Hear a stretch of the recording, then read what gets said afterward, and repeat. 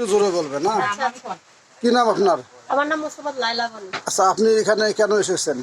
আমার ভাতিজার সম্পর্কে আমি জানতে পারলাম যে এখানে আমি স্কুল যাচ্ছিলাম, তো প্রতিমধ্যে আমার এই বড় ভাসি উনি বললেন যে এখানে রিপোর্ট হবে, সাংবাদিক আসতে পারে, তাই একটু অপেক্ষা করেন, কিছু কথা বলতে হবে। এই কারণে আসলে মূলত আমার আচ্ছা, আপনি এই বিষয়ে কি জানেন বলেন একটু।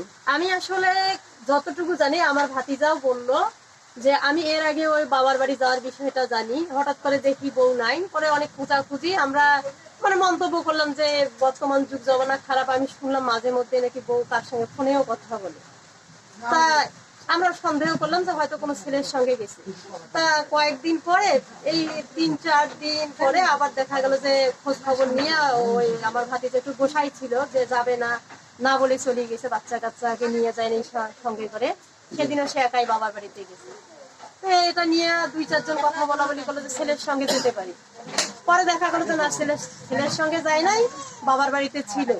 তার মা আবার আমার ভাতিজা গেছে, যাওয়ার পরে ভাতিজাকে বলছে যে বাবা, আমার মেয়ের ওই ফোনটা তুমি আর দিও না, ফোনটা থাকলে তোমার বেটা বেটিও মানুষ, ছেলে দুইটাও মানুষ হবে না এবং মানে সমস্যা। তখন এই কথা বলার পরে মানে আমার ভাতিজার হাত পা ধরে টরে ওর মা একটু বলছে যে বাবা ঠিক আছে, এবার নিয়ে যাও, দেখো আমার মেয়ে। কবেকার ঘটনা? এই বোধহয় 1 মাস হবে, কি 1 মাসও হয়নি, 15-20 দিন এরকম একটা সময় হবে। এরকম মানে পূর্ব থেকে ঝামেলা ছিল?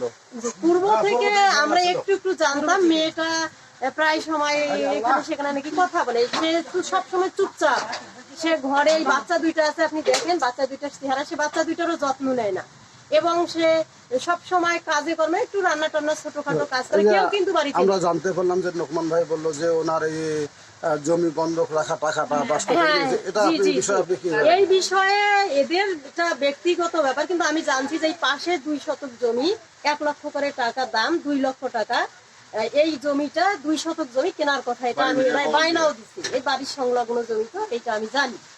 এখন এই টাকা এরা কিছু জমি নাকি বন্ধকও ছিল, এটার থেকে টাকা কিছু নিয়ে আসছে। আর ওই ছেলেটা ভ্যান চালায়, আমার ভাতিজাটা ভ্যান চালায়, ওখান থেকে তার প্রায় দিনে 1800-900 টাকা ইনকাম করে, ওখান থেকে কিছু টাকা হয়তো তারা ওখানে জমা করছে জমি কেনা।